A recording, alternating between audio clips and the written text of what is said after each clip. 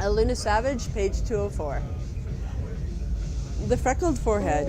While you paused, Skrina, she held her scuff, but she rose to her feet higher in institution, and steps on stilts ever since. That was kiss hauling with banter for balm. Oh, wasn't he the bold priest? It wasn't she the naughty Livy? Not Ignamas, now her Naven. 2 lads in Scottish breeches went through her before that. Barefoot Burn and Wallern Wade, Lonquilla's noblest pickets. Before she had a hint of hair at her fanny to hide, or a blossom to tempt a birch canoer, not to mention a Bulgate porter's barge.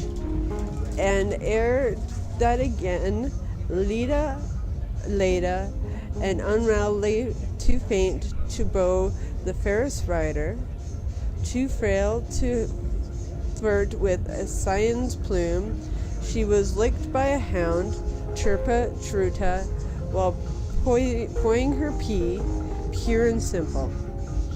On the spur of the hill, in all pure, the birdsong and the shearing time. But worst of all, and wiggly-libbly, she sideslept out of a gap in the Devil's Glen, while Sally, her nurse, was asleep in a sloot, and a Fifi fell over a spillway before she found her stride, and laid and wiggled with the stagnant black pools of rainy under a fallow cool, and she laughed in a fee with her limbs aloft, and a whole drove of maiden hawthorns blushing and looking askance upon her. Drop me the sound of the findhorn's name, Matru or Machi, some bogger was wiseness, and dipped me while in Flanders she was frickled, and tickled me through what was massacraved, or was it weirdly a wig she wore. And which side did they droop their glows of their folly, aback to wits on a fern to see, in fear to hear the deer so near, a longing loth logging. Are you in the swim, or are you out? Oh, go in, go on, and go on. I mean, about what you know. I know right well what you mean, rather, and what you know.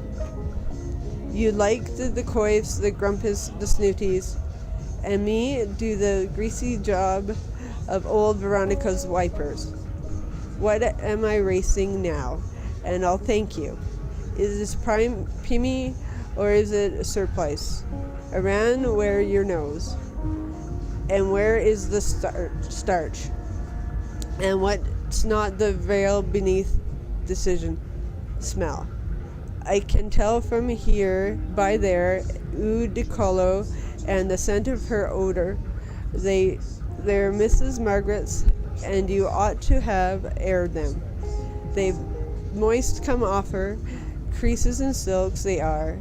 Not a Crampton law. Baptize me, Father, for she has sinned.